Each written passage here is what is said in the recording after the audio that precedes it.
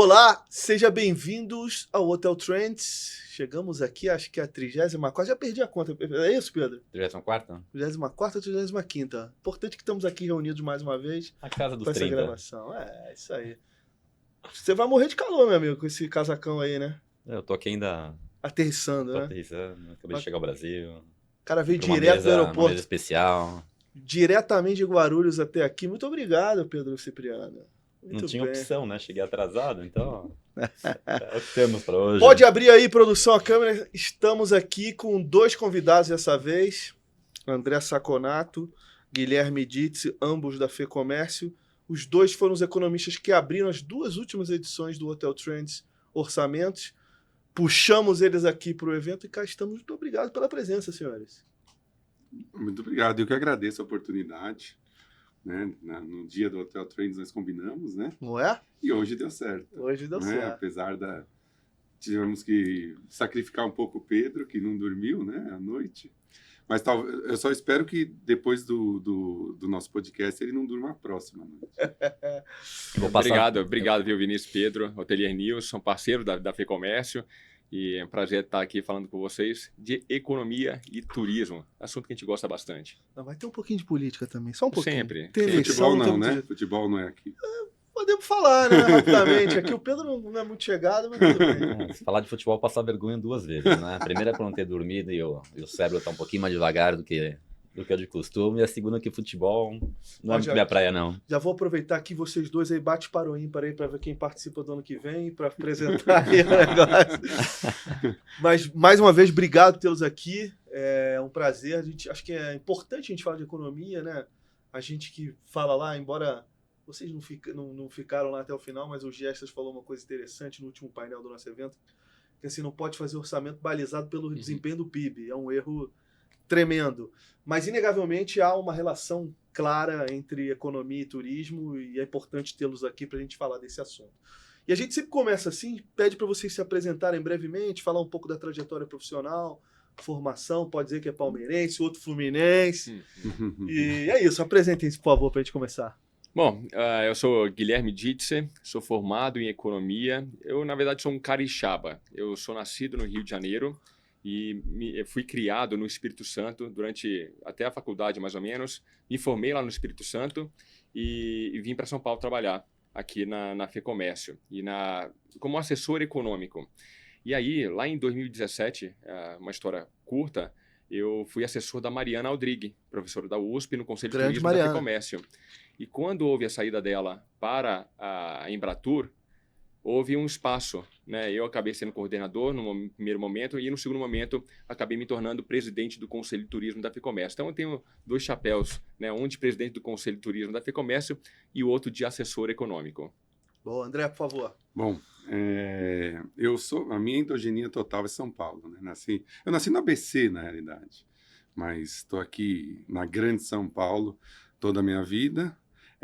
Resolvi fazer economia, não satisfeito, né, com esse voto de pobreza franciscana, que é fazer economia. Fiz um mestrado e doutorado na própria Universidade de São Paulo. Estou na FEComércio junto com o Guilherme desde 2019, o Guilherme um pouquinho antes, né? Mas eu estou desde 2019, faço parte do Conselho de Economia, Sociologia e Política lá, e dou mais aulinhas no MBA da USP, da FIA e da FIP sobre economia, né? Mas macroeconomia? O quê? Macro e micro. Boa. As duas, e mercado financeiro. Porque eu tive uma parte da a minha formação em consultoria econômica, né? A parte de mercado, mas eu fiquei no mercado financeiro de 2011 a 2019, antes de ingressar na FEComércio. Mas em banco? Não. Era um instituto que chamava BRIN, Brasil Investimentos e Negócios, tá. Legal. que tinha como objetivo transformar São Paulo no centro financeiro internacional. E né? Então, na realidade, o que a gente queria? Que São Paulo fosse um hub, que a América Latina toda viesse para São Paulo para ir para fora. Hoje, ainda, infelizmente, a gente recorre a Estados Unidos. Então, por exemplo, se um chileno quer comprar uma ação brasileira, ao invés de ir para São Paulo, ele vai para os Estados Unidos. Ainda não tivemos sucesso, mas a B3, os bancos estão tentando ainda estão nessa empreitada. Bom, para começar, queria fazer uma pergunta aqui que acho que vocês vão responder com muita propriedade. e podemos discordar, tá? Mas nunca se viajou tanto nesse país nos últimos anos, desde a pandemia. Os hotéis, né, que a gente acompanha aqui mais próximo, eu e Pedro, estão com performance muito boa. A aviação também está com ocupação altíssima, tarifas altas. E eu queria saber de vocês assim, o que é comportamental e o que é economia aí no meio que ajuda a estimular esse setor tão pujante e que a gente gosta tanto. Bom, qualquer prisma que você possa olhar, hoje você vai chegar no recorde histórico, seja de chegada de turistas estrangeiros, de movimentação nos aeroportos, de taxa de ocupação ou tarifa média. Então você tem recordes, e o que mostra de fato que o turismo é a bola da vez na economia. Agora, tem um aspecto pós-pandemia que as pessoas agora querem gastar mais com experiência, com mais viagens, com mais lazer e não ficarem tanto em casa, esperando um bom momento. Aprenderam na pandemia que é interessante você fazer viagens com família, etc.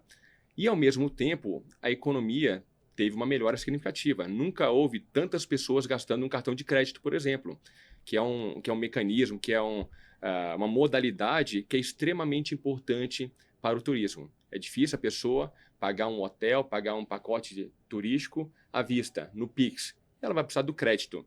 Então, você tem um movimento muito grande de ascensão, de democratização do cartão de crédito, das modalidades, da bancarização como um todo. Uma baixa taxa de desemprego, nós estamos no menor nível da série histórica, e isso permite não somente a renda das famílias, mas também com que elas tenham mais segurança e garantias do sistema financeiro para obter esse crédito. Então, a gente está vendo uma questão comportamental pós-pandemia e com essa conjuntura economia favorável, que eu tenho mais renda e mais crédito disponível, que acaba levando as famílias a comprarem seus pacotes e aí gerando esse recorde histórico. E, evidentemente, quando você tem um aumento da demanda, como está tendo, pelo lado da oferta, vem a captação também, de aumento da estrutura hoteleira, da ampliação da malha aérea. Agora a gente está com uma regularização mais das entregas dos aviões. Tem uma demora, mas não como foi no passado. Então você consegue ter uma oferta cada vez maior para atender esse público também mais alto. Na verdade, na hotelaria não, né? A oferta está limitada e continuará limitada. E esse é até um driver de crescimento da indústria para os próximos anos, porque a gente não vai ter uma nova oferta significativa, mas na aviação, com certeza. Né? Mas você tem algumas estruturas de parques temáticos, você tem alguns hotéis no Nordeste crescendo bastante, não é que está estagnado. Né? Para o tamanho do mercado, sim, mas você consegue ver aqui em São Paulo, hotéis de luxo, por exemplo, na região de Pinheiros, Itaim, o que cresceu nos últimos 3 anos. Então, assim, sem dúvida. Óbvio que não é um diferencial para dobrar, talvez, a estrutura hoteleira, mas você vê nitidamente que há um caminho, uma tendência de melhora nessa estrutura. Sem dúvida. André, quer complementar alguma coisa? Eu gostaria, vou puxar um pouquinho a brasa para minha sardinha, né? Acho que fica melhor do que a sardinha para a brasa. Eu acho interessante a gente pensar um pouquinho na sustentabilidade desse crescimento. O Guilherme citou muito bem, e tem razão, que a gente vem crescendo praticamente constante desde a pandemia, 2, 3, por aí, entre 2 e 3. O problema é de onde vem esse crescimento. Ele é sustentável? A gente consegue manter esse crescimento mais 5, 10 anos? Geralmente, os economistas, eles dividem o crescimento ou do lado da demanda ou do lado da oferta. Quando você cresce pelo lado da oferta, você cresce via investimento. Então, você aumenta a sua estrutura produtiva. Pode ser turismo, pode ser indústria, pode ser serviço, comércio. E, geralmente, esse aumento da oferta vem precedido de um ajuste. Então, você para um pouquinho, é o que nós chamamos de freio de arrumação. Então, você para um pouquinho, dá uma ajustadinha na economia, e aí você permite que as pessoas voltem a investir. O crescimento que veio lá de trás, do começo do outro governo, tinha algumas reformas que foram feitas lá no comecinho do outro governo, do governo anterior. E essas reformas geraram crescimento. O problema é que nos últimos 3, 4 anos, a gente tem tido muito poucas reformas. O que são reformas? Reforma cambial para facilitar o intercâmbio de câmbio, que vai facilitar o turismo, vai facilitar as indústrias fazerem investimento, reforma fiscal, reforma da Previdência, reformas que permitam que o país cresça sustentavelmente. O que acontece basicamente? Nos últimos anos o crescimento veio todo por estímulos fiscais. Se você pega os últimos 3 anos, teve ano que o governo teve um estímulo fiscal de 6% do PIB. Ele jogou 6% do PIB na economia. Tá? O problema é que nós temos um limite fiscal. Quando o governo gasta demais, o que acontece para quem está nos ouvindo entender essas coisas econômicas? Existe uma quantidade de fundos constante na economia, para o governo gastar ou para o setor privado investir. Quando o governo gasta demais, o juro que ele paga aumenta. E ele tira do setor privado, porque é constante. Ou o governo gasta, ou o setor privado investe. O que o governo vem fazendo é tirando o setor privado. Como que ele faz isso? Via juros. O juro fica alto, o setor privado não investe, empresta para o governo. Então, isso, infelizmente, do modelo que está, não é sustentável. Se não for feito um ajuste fiscal, esse modelo rompe rapidamente. A gente não sabe em 1, 2, 3 anos. Já vimos essa história. Já vimos essa história. Aliás, quase tudo está muito parecido com aquele segundo mandato da ex-presidente Dilma Rousseff. Pedro, quer fazer algum adendo? Uma mensagem forte, né? Mensagem forte. Deixa eu aprofundar um pouquinho nessa questão em relação ao crescimento, que é a seguinte. Primeiro, obrigado, prazer estar com vocês, com as pessoas que a gente respeita e admira, inclusive a gente traz para os nossos eventos. Quando a gente fala sobre Brasil, o Brasil é um país continental. Assim como na hotelaria tem hotel mid-scale, hotel mid-market, tem hotel de luxo, econômico, tem o segmento corporativo, o segmento de lazer, você pega tudo isso numa média, tem gente puxando para cima e tem gente puxando para baixo. Eu queria um pouquinho mais de clareza em relação a esse Brasil que cresce 2% ao ano. Quais são as regiões que despontam? Se a gente fosse analisar um recorte, primeiro de um olhar mais positivo, do Brasil que está dando certo, as regiões que têm potencial de crescimento um pouco maior, o que a gente poderia sinalizar e que eventualmente pode ser também uma oportunidade para a hotelaria? Pedro, eu acho que a gente tem que separar de alguma forma isso. Por quê? Uma coisa é a questão econômica regional. Outra coisa é econômica na origem da emissão, por exemplo, de turistas. Basicamente, a economia brasileira está concentrada, infelizmente, na região Sudeste e Sul. Né? Eu acho que 60%, salvo melhor o juízo, 60% do PIB está nessa região, que são os grandes emissores de turistas. Então, se a gente pensa nesse segmento especificamente, é até positivo quando a gente tem no sentido da economia crescendo. Quem está puxando são essas regiões. Né? A gente já tentou levar no passado a indústria para outras regiões com incentivo, mas acaba não dando certo. Nós tivemos problemas históricos quando a gente tentou incentivar indústrias em outras regiões mais periféricas do país por N fatores. Mas o que a gente está vendo um crescimento é bastante concentrado e também do agronegócio no Centro-Oeste, menos na região Nordeste, menos na região Norte. Mas se a gente pensa no turismo, ele está crescendo no Brasil todo. Dados da FEComércio mostram que, basicamente, 70% dos estados estão com crescimento em relação ao ano passado. Alguns tiveram queda, como o Rio Grande do Sul, por conta das enchentes, um ou outro por conta que não tem um turismo tão desenvolvido, mas, na média, dos principais destinos turísticos, todos estão com crescimento. Então, isso mostra a homogeneidade nesse aspecto, o que traz essa análise. Quem é um grande emissor de turismo no Brasil? É o São Paulo. Na hora que você pega os hotéis, Pedro conhece bem, você vai para os Lençóis Maranhenses, você vai para Natal, você vai para Porto de Galinhas, você pergunta para os hoteleiros, quem é o seu maior público? São os paulistas. Então, com uma economia forte aqui, acaba abastecendo a economia local. Não necessariamente vai desenvolver a economia local, mas pelo menos o turismo tem essa relação de origem e destino que é interessante. Complementando, de novo a parte macro, eu acho que essa regionalização do crescimento tem um fator importante para a gente imaginar. Nós temos hoje, no país, 10 estados que nós temos mais beneficiários do Bolsa Família do que pessoas em CLT. 10. Quase um terço, mais de um terço dos estados que tem mais pessoas no Bolsa Família do que CLT. Isso eu estou querendo dizer que Bolsa Família é ruim? Não. Bolsa Família é o melhor projeto social já feito, acho que em todos os tempos. Ele praticamente erradicou a pobreza do Brasil, erradicou a fome do Brasil. É muito bem feito, inclusive por um economista liberal, Ricardo Paes de Barros, um dos economistas mais geniais que eu conheci pessoalmente.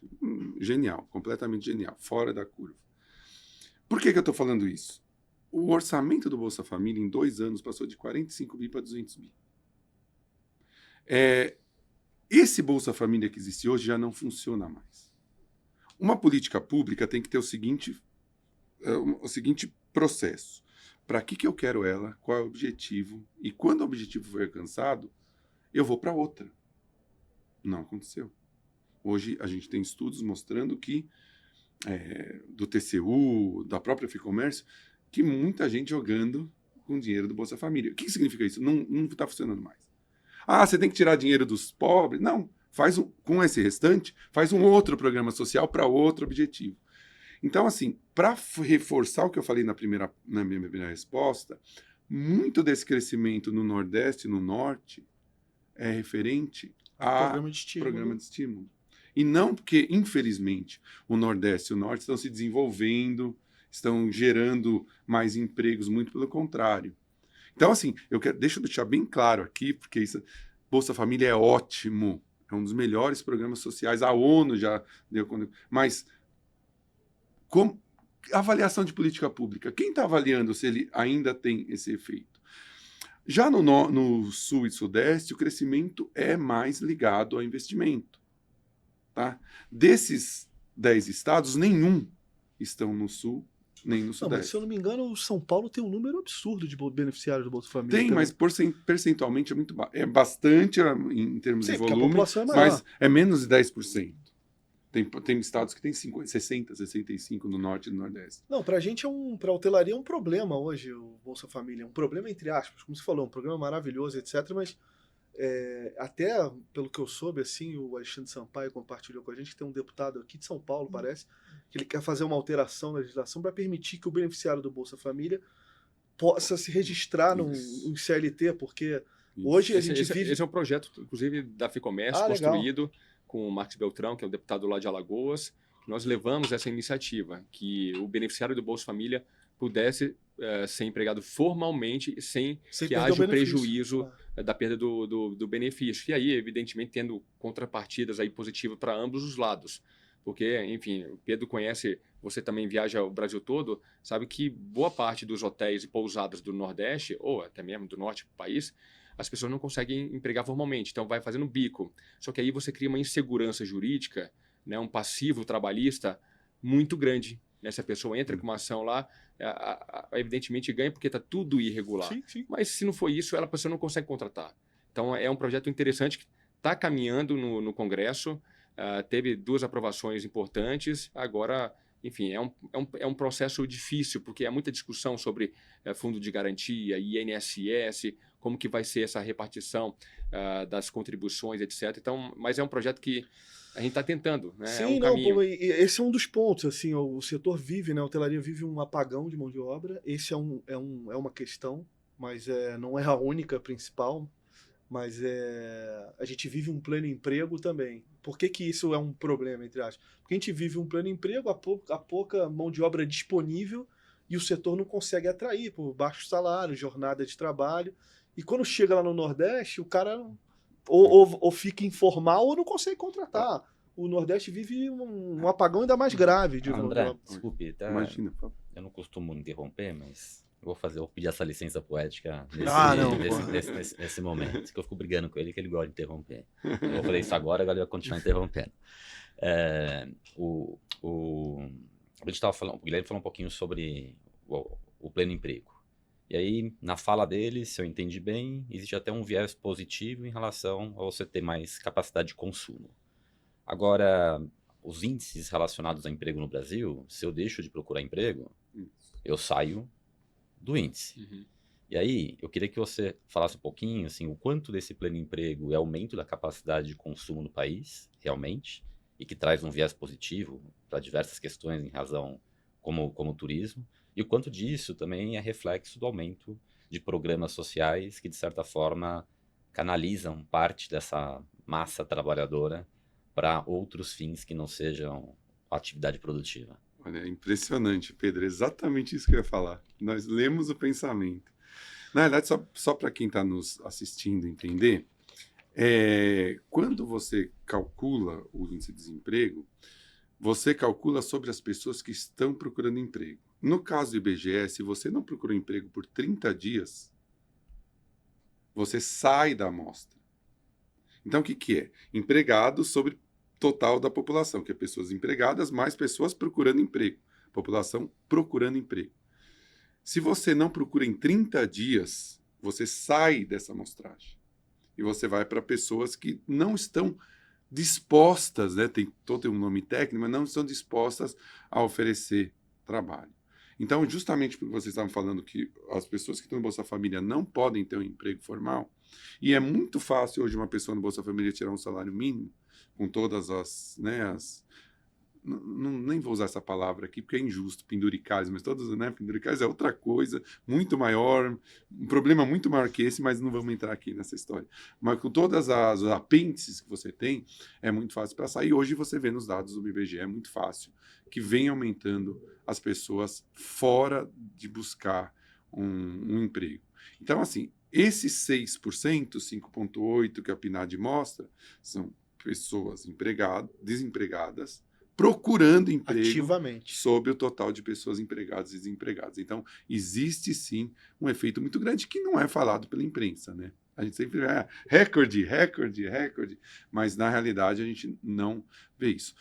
Óbvio que tem também um outro lado que a gente tem que falar aqui, né? Vai lá o fazendeiro nordeste e fala, pô, ninguém quer vir aqui trabalhar um dia para ganhar R$10 colhendo algodão. Não consigo ninguém, pô. Tem outro lado, paga um pouquinho mais, mas na média esse problema existe, é um problema muito sério. Por isso até, como o Guilherme disse, tem esse esforço de tentar pelo menos fazer essa intersecção entre pessoas que trabalham CLT e Bolsa Família. Mas independente do índice de desemprego, a nossa massa salarial real, ela está crescendo?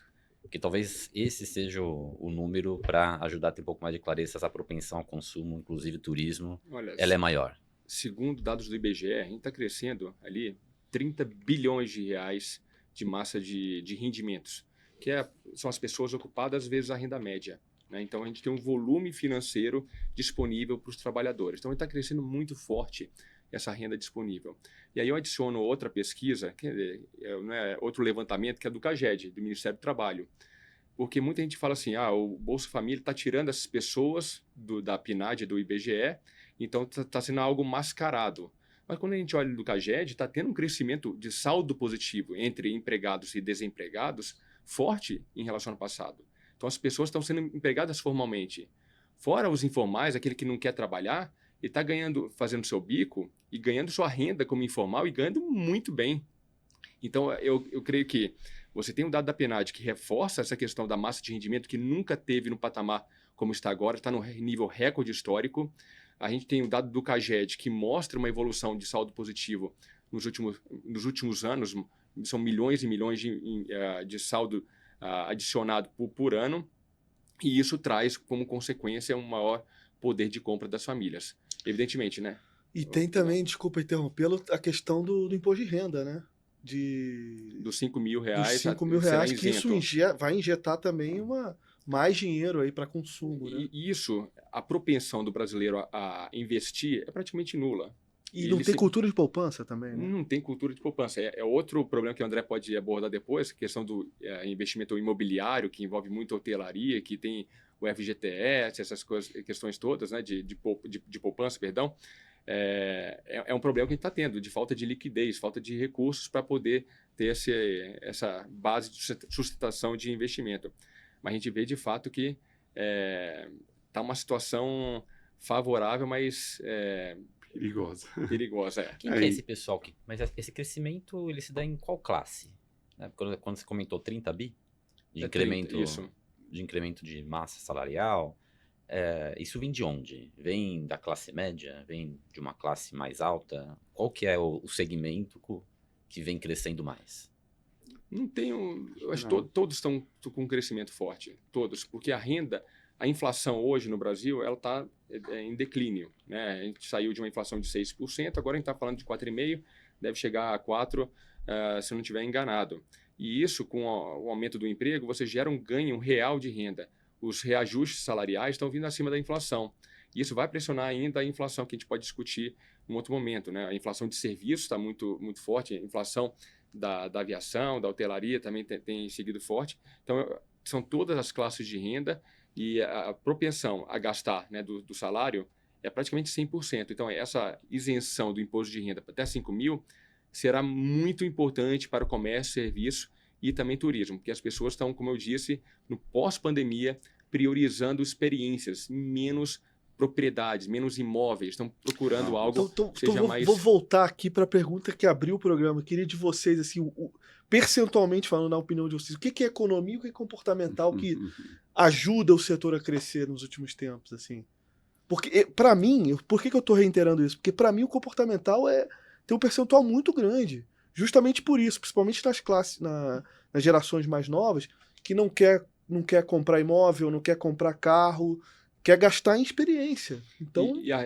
desculpa, até estou usando bastante a palavra aqui, as redes sociais estão mudando muito as condições de consumo, sobretudo no turismo. Desde o influenciador que está chegando no hotel, está fazendo seus stories, colocando lá matéria no feed, exatamente para atrair um público mais jovem. Tanto os destinos, né, estão fazendo da rede social como uma forma de propaganda. A gente nunca viu tantos destinos no Brasil fazendo marketing no turismo. Eu pego o exemplo agora recente de Alagoas, que era ali um patinho feio, vamos dizer assim, na região. Você sempre teve Porto de Galinhas, sempre teve Salvador, com Porto Seguro, Natal. De repente apareceu um estado que está investindo, e aí o secretário investindo nas feiras internacionais e tudo mais, outros secretários de estado estão olhando e falando assim, o que eu não posso fazer? E estão fazendo também. O meu estado lá que eu fui criado, o Espírito Santo, está começando a investir. O Sebrae está fazendo uma participação importante. Então, vai se criando uma forma diferenciada que eu diria, eu não coloco nesse conflito, sabe, comportamental e econômico, porque se eu mudo o comportamento, eu preciso do econômico para sustentar esse consumo. Claro. Então, é uma relação, talvez, 50-50, vamos dizer assim, que eu chutaria. Mas as redes sociais, eu acho que estão trazendo algo muito importante para o setor de turismo, uma revolução no hábito de consumo, porque as pessoas estão decidindo o hotel, decidindo o avião, a classe que vai viajar. Evidentemente, é difícil de decidir a classe que vai viajar, mas aquele avião, o tipo de viagem, o cartão de crédito, é sala VIP, através das redes sociais. Eu acho que isso vai mudar muito. Né? A gente tem uma jornada de compra clara hoje, e o papel das redes sociais é bem ali no começo, né? De estimular essa compra e etc e tal. Mas com o IA, agentes autônomos, isso vai mudar drasticamente. Intermediação. Vai mudar completamente essa jornada. André. E esse influenciador, eu não sei onde ele vai estar, por exemplo. Esse pleno emprego, ele se mantém?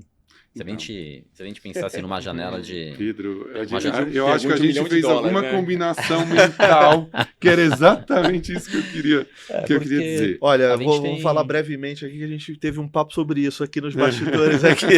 Impressionante, porque as duas vezes... Então, de novo, eu vou lançar a mão da minha condição de profeta do Apocalipse sendo economista, né? Porque a gente tem essa o bad cop e o good cop. Eu já fui. Claro aqui, né? Eu já fui esse tipo de mensageiro. Hoje eu já sou mais otimista. Pessoal, assim. O que a economia nos diz? O que a teoria econômica nos diz? Quando que um crescimento é sustentável? Agora olhando lá do mercado de trabalho. Só existe um jeito de um país crescer sustentavelmente ao longo do tempo. E uma variável é importante. Essa variável é produtividade. O produto da economia é função do capital que se usa, do trabalho e da matéria-prima. Não dá para você ficar aumentando matéria-prima, capital e trabalho para sempre. A China percebeu isso. Jogou um monte de gente no mercado de trabalho, agora falou, agora não dá mais. Como que eu vou ter que ir? Produtividade. O que é produtividade? Quanto você produz por hora? Você trabalho e você capital. Então, um trabalhador produz 3 unidades por hora, aí você educa ele, você treina, você capacita, e ele começa a produzir 5 por hora. Só isso. Não existe nenhum outro jeito de crescer sustentavelmente a longo prazo. Quando a produtividade real é menor que o crescimento do salário, quando o que as pessoas produzem na margem, né, no crescimento, é menor do que elas ganham, invariavelmente vai ter um bloqueio no crescimento. E isso vira inflação. O ajuste é feito via preços. Não existe outra possibilidade. O Brasil, nos últimos 20 anos, cresceu muito próximo de zero a produtividade. Quanto cresceu o salário real? O Guilherme falou, o salário real está crescendo, crescendo, crescendo. Pessoal, isso não se sustenta. Como que eu faço para crescer a produtividade? Trabalho, pesquisa e desenvolvimento, educação. Pessoal, eu faço uma pergunta aqui, que eu sempre faço nas minhas aulas. Todo mundo conhece quem é o ministro da Economia, Fernando Haddad. Quantos que estão ouvindo, mesmo a gente conhece o nome do ministro da Educação? Poucos. Tem alguma coisa errada nessa história. Educação devia ser prioridade. Economia já devia estar tudo bem feitinho. E não está. Desde a década perdida, que é a década de 80, né? Todo mundo conhece como é a década perdida, nós crescemos 1,6% em média ao ano. De 2010 a 2020, nós crescemos 0,6%. Se aquela foi a perdida, o que é essa? O que é essa? É a década... Eu tenho que achar um adjetivo. Então, assim, eu acho que é dever do economista mostrar isso para a sociedade. Que é, infelizmente... Pô, eu adoraria que fosse. Se gastar, resolver esse problema da pobreza, não existiria pobreza no mundo. Era só todo mundo gastar. Então, assim, eu acho que esse governo, o próximo governo que virá, seja de esquerda, direita, centro, para cima, para baixo, para o lado, tem que lidar com o problema fiscal. Se você ajusta o fiscal, faz investimentos em educação, faz investimento... foi quase tautológico isso, né? Faz investimento em educação, em máquinas, etc., para você poder crescer no longo prazo. Mas qual é o problema? Para eu finalizar. Qual que é o ciclo político? 4 anos. Qual que é o tempo de retorno de investimento em educação? 10, 12. Por que a China bomba? O Xi Jinping dá 20 anos. Mas aí a gente entra numa questão que é política, né? A gente tentamos não falar sobre isso. Que assim, como você tem alternância, né? A alternância do poder é positiva, mas a gente não tem um projeto de país. Exatamente. A gente tem um projeto político de cada partido. Isso inviabiliza esse planejamento. É só olhar a China. Mas deixa eu tentar trazer isso aqui para uma... Tô devagarzinho hoje que eu falei, né? Então não consigo mais elaborar raciocínios complexos. Eu vou quebrar. E aí, uma mensagem que você falou é, se a gente tem um incremento baixo de produtividade, os salários crescem mais, invariavelmente vai ter uma pressão inflacionária. Essa pressão inflacionária, ela acontece no horizonte de quanto tempo? Até porque as principais casas econômicas, quando a gente olha, os próximos 3, 4 anos, vai para 3, vai para 4, vai para 3,5, estaciona lá em 3. Isso não está, pelo menos nesse médio prazo das principais casas. Ao seu ver, esse risco inflacionário é um horizonte de quanto tempo? A que custo, né? As previsões são de 3, 4, com uma previsão de juros de 12, que vai dar um juro real de 8, que é mais ou menos o que a gente tinha 3 anos atrás. Há 3 anos. É a mesma coisa. Ah, mas a taxa de juros vai baixar para 12. É 12 com inflação de 4. Antes era 15 com inflação de 10. Nós chegamos a ter 9 de inflação. A taxa de juros real continua alta. Então, assim, o problema é a gente até converge com uma inflação. Converge como? Matando a economia. Taxas de juros altas, qual que é o de certa forma, processo inviabilizam perfeito, investimentos. Qual que é o processo perfeito? Pô, a gente fala isso, pô, sempre a mesma coisa, né? Vamos falar, pô, economista não. Processo é, você faz um ajuste fiscal, permite que a inflação caia, permite que o Banco Central baixe os juros, as pessoas começam a investir e não poupar. Começa a investir, cresce a capacidade produtiva, aí você pode soltar mais um pouquinho os juros para as pessoas consumirem mais. Então, o que é o ideal? Isso é mais do que documentado na economia séria, né? Você pega uns 5% de economistas que estão em outro mundo e não acreditam nisso. Mas 95% é assim. Eu faço política fiscal contracionista, política monetária expansionista. O que a gente faz no Brasil? Política fiscal expansionista e monetária contracionista. Resultado? Muito governo, pouco setor privado. Até talvez a expansão dos hotéis não seja tão grande, porque, pô, faz a conta. 1 milhão que você investe em hotel. Não. Quanto você tira por ano? Não. Hoje tem título de 40, olha só, pessoal, 40 anos, dando IPCA mais 7. Sabe o que significa isso? Você pega hoje e põe 100 mil reais para o seu filho, o filho tem 10 anos, com 50 anos ele vai tirar 1.700.000 livre de inflação. Em valores de hoje. Então, poxa, vale a pena, né? Você pode fazer a aposentadoria do seu filho com 300 mil reais. Não paga a faculdade, põe no título do governo. Deixa eu dar uma provocação para vocês. Que eu acho que esse raciocínio é bastante lógico. Até quando você fala sobre grandes casas de investimento, o pessoal que tem um pouquinho mais de massa crítica, isso dificulta vir dinheiro de fora, isso dificulta vir grandes investidores, que é aquele próximo passo que talvez nunca tenha acontecido no Brasil e talvez a gente não veja na nossa geração. Agora, o Brasil, ele é um país de economia doméstica. E o Brasil, de alguma maneira, ele tem uma renda gigante, ele tem uma população gigante. E tem também pessoas que não fazem tanta conta. Eu lembro de uma palestra que eu dei, e aí, nessa palestra, o CEO levantou a mão e falou de uma forma muito educada, né? Falou assim, Pedro, posso fazer um comentário de alguém que já tem alguns quilômetros aí de estrada? Eu falei, por gentileza. Ele falou, se a gente deixar de fazer alguma coisa no Brasil em razão do cenário perfeito macroeconômico, a gente não vai fazer nada. E aí aquilo me fez pensar o seguinte, que de alguma maneira, assim, 85% do que a gente produz está aqui dentro. É o nosso investidor doméstico. E para esse investidor, ou ele coloca aqui, ou ele não faz nada, ele senta no dinheiro. E tem um lado cultural que, de certa forma, ela impede que você simplesmente deixe o dinheiro parado. As pessoas gostam, a vida delas de alguma maneira é investir. Quanto que isso pode romper parte dessa inércia econômica, parte dessa dificuldade em razão de taxa de juros altas, falta de projetos estruturantes dentro do Brasil? Isso por si só pode ajudar em alguma quebra, em um novo ciclo de crescimento econômico mais forte, mais sólido? O que eu percebo, Pedro, é que a gente está acelerando com o freio de mão puxado. É muito o que o André disse. A gente está uma política monetária contracionista, uma política fiscal expansionista. Né?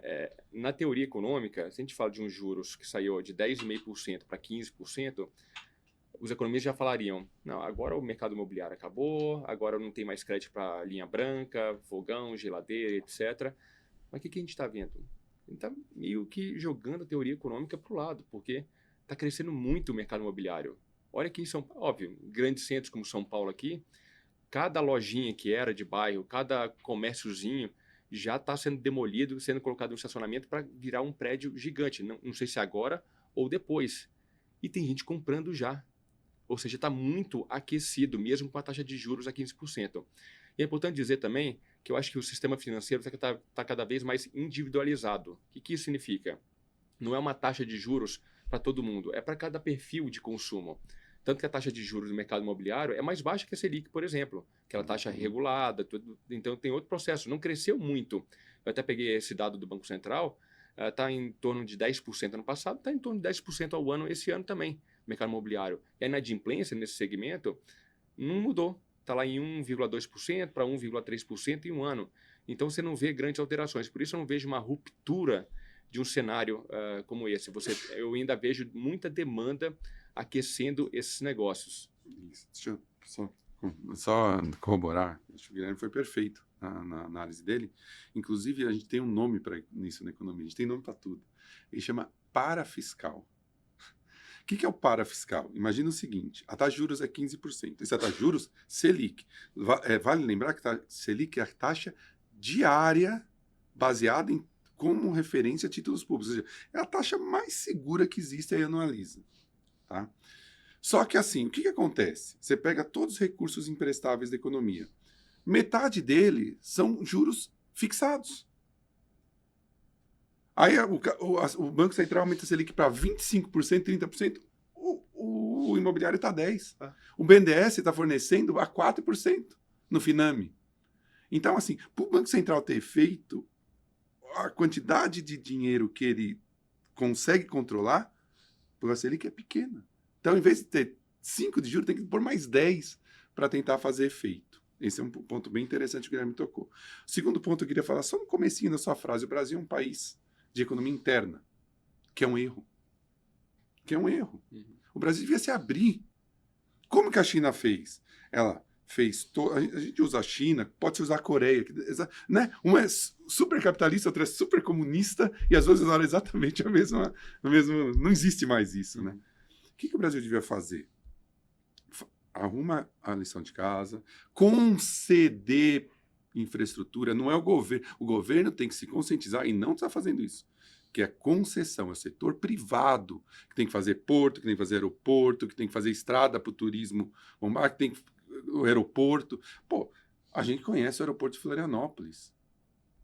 Antes era uma rodoviária. Ficou incrível. Está incrível hoje. Bom, mas só como exemplo. Então, eu acho que é um erro nosso. Nós a FEComércio tem essa bandeira, nós deveríamos nos abrir para o mundo e urgentemente, a gente tem muito potencial. Eu vou tentar fazer uma coisa complexa aqui, que é fazer perguntas difíceis, mas eu queria respostas bem rápidas. E eu sei que o tema exige uma elaboração, mas nesses últimos minutinhos que a gente tem, eu queria falar um pouco de questões mais numéricas, né? A própria taxa de juros era importante para viabilizar novos investimentos, para fomentar novos negócios. Na visão de vocês, o que vocês esperam de taxa de juros no próximo ano e no final de 3 anos daqui para frente? Bom, sendo bem rápido aqui na sua resposta, o presidente do Banco Central, o Galípolo, já falou que a gente tem mais números, mais informações e a gente deve continuar com taxa de juros elevada por um tempo mais prolongado. Então, eu já meio descarto o que o mercado está precificando de redução de juros no início do próximo ano, né? Eu já jogo isso para o segundo semestre e olho lá, porque no boletim Focus, você não chega próximo a 3% nem em 2026, nem em 2027, nem em 2028. Então, o Banco Central está buscando o centro da meta, que é 3%, não vai atingir nos próximos 3 anos, teoricamente, de inflação.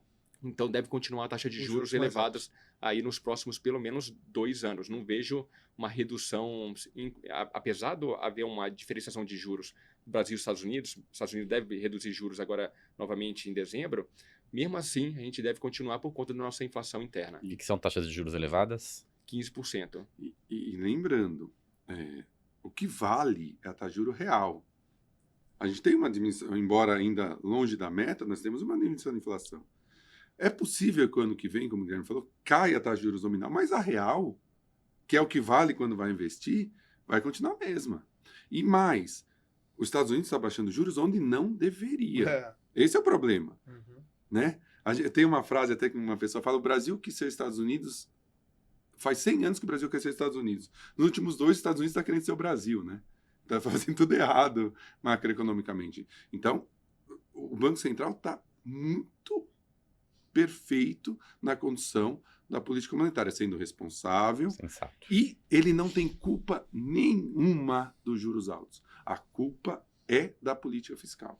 Quem está subindo os juros é a Fazenda, não é o Banco Central. Eu vou voltar à política fiscal no finalzinho, mas antes disso, até falar um pouco sobre inflação. A inflação para os próximos anos, a gente está falando de alguma coisa na casa de 4%. As principais casas dizem isso. Mas eu digo que a média, às vezes, é um indicador burro, porque ela esconde algumas ineficiências. A gente viu no Brasil algumas contas que são importantes para a hotelaria em relação a utilidades. Você tinha lá um indicador que estava 7, 8 utilidades, estourava. A própria correção salarial também muito acima do que a média de um IPCA. O que vocês estão vendo para essas duas contas especificamente? Na verdade, 3, eu queria ouvir a opinião de vocês. Alimentos, bebidas, utilidades e dissídio. O que se espera na visão de vocês para os próximos anos? Bom, é difícil fazer uma previsão de inflação tão longa em temas específicos, mas olhando nesse olhar mais para a alimentação, eu não vejo uma pressão no próximo ano. Isso porque, quando eu olho as commodities, soja, milho, trigo, estão com preços estáveis. E o nosso real está valorizado, né? Então, eu não vejo essa pressão interna. Mesmo o preço do querosene da aviação, ligado à gasolina, etc., está muito estável. Você não vê muita mudança. Está ali o barril Brent a 60 e poucos dólares, vai a 70, mas depois volta. Então, eu não vejo uma pressão importante em alimentação. Pode ser que haja alguma ruptura de produção mundial, a gente deve ter uma redução de safra para o próximo ano, mas não deve afetar tanto o preço, senão já estaria precificado agora. Agora, olhando para, por exemplo, energia, a gente está tendo o nosso sistema aqui está cada vez mais baixo de abastecimento de água, mas, no geral, do nível de energia elétrica, para a produção de energia elétrica, está bem equilibrado. A ONS tem mostra nos dados que está bem equilibrado. Então, são os principais gastos que eu vejo de alimentação, energia, mesmo pega eletrônicos para suplementos, a linha branca. Está caindo o preço que a gente está vendo nos últimos anos por conta de um dólar mais barato. Eu consigo importar insumos e produtos mais barato. Então, eu vejo, inclusive, a valorização do real de uma forma contínua, que deve ajudar a precificação desses itens, né, para os próximos anos. Então, eu vejo um cenário benéfico para a inflação nos próximos anos, salvo que haja alguma crise mundial, o Trump faça alguma loucura sua lá de invadir alguma coisa que possa explodir. Mas ceteris paribus, que a gente diz na economia, tudo mais constante, eu acho que é um cenário benéfico. Inclusive para a folha de pagamentos? Para a folha de pagamento, eu acho que vai ser, nos próximos anos, sempre acima do IPCA. E aí talvez valha a dica do André, que é se você precisa melhorar a produtividade. Aí dentro dos hotéis tem aí um trabalho de custo, principalmente se esses projetos são alavancados operacionalmente, leia-se resorts. E é interessante. Pode ser um caminho para conter parte desse risco. É interessante, Pedro, que você trouxe outro conceito econômico, né? Na verdade, você excluiu alimentos. Excluiu, não. Você fez a pergunta sobre alimentos, energia, etc. Na economia tem 2 índices de inflação, um que a gente chama de core e um que a gente chama de cheio. O índice que a gente vê, o IPCA, que o Banco Central brasileiro elegeu como meta, é o índice cheio. Nos Estados Unidos, eles não usam o índice cheio. Eles usam o índice core. O que é o core? Você tira preços voláteis, tira energia, tira... Por quê? Fala assim, pô, o que adianta eu aumentar o juros se o preço está aumentando por causa da energia? Não adianta eu fazer as pessoas consumir menos, que não vai mudar. E o que o Banco Central foca e o que vai ser o aumento do dissídio, etc, etc. O Banco Central, mesmo não tendo formalmente o índice core, ele foca nos serviços. Porque os serviços é o verdadeiro termômetro da economia. Se as pessoas estão gastando mais, estão com mais renda, o dissídio... O que é a primeira coisa que elas vão fazer? Comprar arroz, feijão? Não. Viagem, cabeleireiro, massagem, futebol, teatro. Apostas. Esse eu vou deixar um pouquinho de lado, que depois vai que eles resolvam tirar o patrocínio do meu time, aí começa a complicar. Então, assim, isso daí, o Banco Central vai olhar, serviços está crescendo ainda mais do que a inflação, 6, Exatamente. 7. Isso corrobora o que o Guilherme falou. Provavelmente o dissídio vai vir ainda maior que a inflação por algum tempo, mas vira, porque as margens estão estreitando, o mercado de trabalho vai virar. Olha só, um economista não falando pode, vai virar. Quando? Eu acho, assim, aí varia de acordo, eu acho que já o ano que vem. Já tem, se você pega as novas admissões, 0 aqui, já estão positivas ainda, mas claramente em viés de queda. Deixa eu aproveitar esse comentário e perguntar o seguinte. Muito se fala no Brasil sobre risco fiscal. Muito se fala no Brasil sobre as próximas eleições presidenciais e que, de alguma maneira, isso pode mudar o humor do mercado. Agora, o Brasil, nas últimas décadas, não é que foi muito diferente disso. De certa forma, isso faz parte um pouco da própria cultura política e econômica brasileira. Às vezes eu até brinco que se eu estivesse na Suíça e essas questões se levassem à mesa, seria uma tragédia coletiva. Uhum.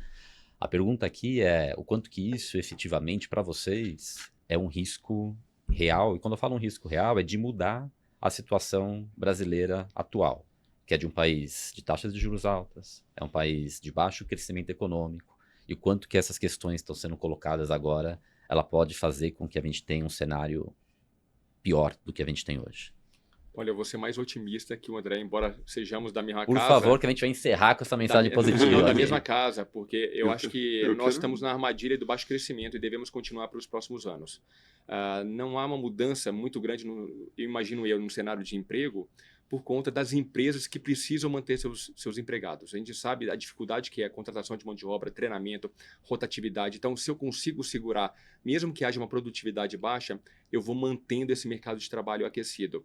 Por mais que saia de 5,6 está hoje para 5,8, não é nada significativo. Seria uma mudança drástica se eu saísse de 5,6 para, de repente, 8%. Aí eu teria redução de renda, talvez uma possível caso de recessão na economia. Mas o que a gente está vendo agora é crescimento baixo, não é recessão. Isso é importante. Há um certo pessimismo, mas parece que o Brasil vai entrar numa recessão. Não, ele só vai continuar crescendo baixo 2% nos próximos anos. Independente do governo no próximo ano, você acredita em uma perpetuação do cenário que a gente tem visto até aqui? Eu continuo achando, porque por mais que entre um governo diferente, vamos dizer, mais liberal, o Brasil está tão entranhado nos seus problemas que você precisa corrigir muito. Um freio de mão é tão forte no Brasil como foi na Argentina, não tão forte como foi na Argentina, porque lá a inflação estava 300% ao ano, mas esse freio tem um custo político. E será que esse novo governo estaria disposto a isso? É uma questão necessária, mas a questão política, a gente sabe, conversamos antes aqui, da dificuldade que é no Brasil você discutir política. Então eu acredito que nos próximos anos deve permanecer dessa forma, mas não creio que haja, eu acho que isso é importante passar para quem está nos assistindo. Não acredito que haverá recessão, mas um crescimento lento, sem mudanças significativas na nossa economia. Eu queria que fosse, desculpa aqui só para terminar, fosse uma Singapura, uma mudança para Coreia do Sul, de mudança de renda, PIB per capita, etc e tal. A gente não vai ver isso. Mas não vai ser para a Argentina também. Mas não vai ser uma crise de Venezuela, Argentina. A gente vai continuar esse crescimento lento, crescendo a renda pouco a pouco e tudo mais, com os mesmos problemas mas, que a gente assim, vai ter. Vou te dar essa parte aqui, mas olha os principais países no mundo. Todos estão crescendo baixo, com fiscal problemático, o Estado gastando mais, e salvo raríssimas exceções. Deixa eu só rapidamente colocar. Educamente discórdia. Né? Eu vou discordar agora. Eu nunca discordo, eu vou desconcordar. É um pouquinho menos suave. E que bom, né? Que bom que você pode discordar para exatamente. Eu falei, discordar eu vou fazer. Então, assim, primeiro, em relação à sua questão, nós fomos diferentes nos últimos 20 anos em alguns pontos do tempo. No governo Lula 1, nós tivemos 4 anos de superávit. 2012, 13. 25 anos, né? Tivemos superávit durante 4 anos. No governo Temer, nós tivemos superávit durante 2 anos. E no governo Bolsonaro, nós tivemos superávit até a pandemia. E aí a pandemia... Tudo que se seguiu disso daí, crescimento. Mas daí a gente não se aguenta. Pô, 2010, o Cristo Redentor estava subindo na The Economist. Isso aí que aconteceu? Colocaram o ministro Guido Mantega, que eu acho... Pirueta para baixo. O que fizeram? Gastaram irresponsavelmente. Inclusive, acho que devia ter uma lei de improbidade administrativa, porque o que foi feito em 2014 com o Brasil foi um crime. O mundo inteiro cresceu 8% e nós caímos 6%, por irresponsabilidade econômica. Isso é certo, tá? Então, tem como fazer isso. Dá para fazer. E nós estamos numa situação muito propícia, porque embora commodities não estejam estourando, elas estão no preço bom e a arrecadação está bombando. Não é difícil fazer. O mundo não pede para o Brasil nada radical. O mundo pede 1% de superávit fiscal. 1%. O que é 1%? Nós já temos 0,25%. Eu só quero mudar a trajetória da relação dívida-PIB. Agora, a minha discordância. Se não mudar a política fiscal, esse modelo não aguenta mais 2 anos. Na minha visão... E já vimos isso. Já vimos isso no governo Dilma. Ela ganhou a eleição e não aguentou 2 anos. Porque assim, por que nós estamos aguentando? Um dos motivos que nós estamos aguentando esse fiscal. Qual é a primeira coisa que acontece quando o fiscal estoura? O dólar estoura. E aí a inflação, e aí a economia vai toda junta. Só que lá nos Estados Unidos, como o Vinícius disse, está pior que aqui. O governo falando mal do Banco Central, pondo tarifa para aumentar preço. Inflação aumentando, queda da popularidade do governo. Então o dólar não sobe, porque não tem a contrapartida de lá. Então, assim, eu acho o seguinte, finalizando. Seja o governo que for em 2027, tem que fazer ajuste Você fiscal. falou isso Essa é a no nosso parte evento. boa. Essa é a parte boa. E se não fizer? E se dobrar o governo ganhar de esquerda e dobrar a aposta? Ele não dura 2 anos. Eu vou tentar fechar com uma visão positiva. No final das contas... Mas essa foi positiva, hein? Se vocês dois estiverem certos, tem players diferentes que ganham. Até porque, se a gente não tiver nenhuma grande ruptura, o mercado corporativo vai continuar em valorização. Se a gente tiver, o mercado corporativo pisa no freio, mas o lazer provavelmente decola em razão de uma nova desvalorização cambial e o aumento do mercado do fluxo doméstico. A não ser que o desemprego exploda, né? Que provavelmente não vai acontecer. Mas aí, esse é o cenário do caos. Esse cenário do caos não está na mesa. Não, mas aconteceu no governo Dilma. O caos pode vir, na minha opinião, daqui 3 anos, tá? Não é o ano que vem, tem uma Eu inércia. só ponho A um gente ingrediente discute. político, Pedro, desculpa, porque a gente criou um arcabouço fiscal. Só que aí foram sendo colocados assim, esse gasto aqui é emergencial. Não, Isso. fora do arcabouço. Isso. Esse gasto Esse aqui, aqui também. fora do arcabouço. Então, coloque-se muita questão política de negociação que você não fica tão claro, evidentemente, do Isso. problema. Só que a gente vai jogando isso, Isso. eu concordo com o André, vai jogando essa questão para frente. Mas o mercado olha a dívida PIB, não olha Ah, superávit, sim, sim, sim. ninguém mais vê. Sim, sim, sim. A gente pode levar essa discussão pro Hotel Trends de 2026. A gente pode fazer um formato diferente. Ao invés de de ter uma conversa, palestra, a gente faz Faz um grande- bate-papo, um né? grande debate. Na já. Ficomércio tá dando certo. É. A gente tá mudando muito. Gostei, né? gostei. É isso, né? É isso. Queria agradecer mais uma vez a presença de vocês. Obrigado. Antes de terminar, agradecer aos nossos patrocinadores aqui, a TOTUS, a Let's Book. Também agradecer a R1, ao Rafa, que nos cede aqui esse espaço para a gente gravar. Rafa, obrigado. Agradecer nossos produtores aqui também. Muito obrigado mais uma vez. Valeu, pessoal. Palavras finais rápidas, positivas, negativas, sobre o Palmeiras, sobre o Fluminense, se vocês quiserem. Antes de a gente encerrar rapidinho. Só agradecer novamente ao Pedro, ao Vinícius, também agradeço ao Rafael aqui, o nosso querido do R1, e dizer com esse otimismo. Eu participo dos eventos com alguns hoteleiros e todos me vêm com uma proposta muito positiva, no sentido de crescimento muito forte, de receita muito forte e que deve continuar. Então eu trago esse otimismo aqui para a hotelaria, não somente esse ano, que vai fechar em 2025, mas também para 2026. O Brasil tá a isso de dar certo. Tá a isso de dar certo. Um ajustezinho, investimentos no lugar certo. O único problema é que a gente não vê nenhum passo nessa direção. Então nós esperamos. A minha visão é positiva. Seja quem for em 2027, vai fazer esse ajuste. Agora, 2026 já era. O mato é Não alto, tem. o A mato é Lua alto. já foi. E eu acho uma coisa muito importante que eu queria citar aqui. Temos uma Libertadores para ganhar no sábado. Avante palestra. Gente, obrigado mais uma Isso aí. vez e até a próxima. Obrigado, pessoal. Abraço. Tchau, tchau.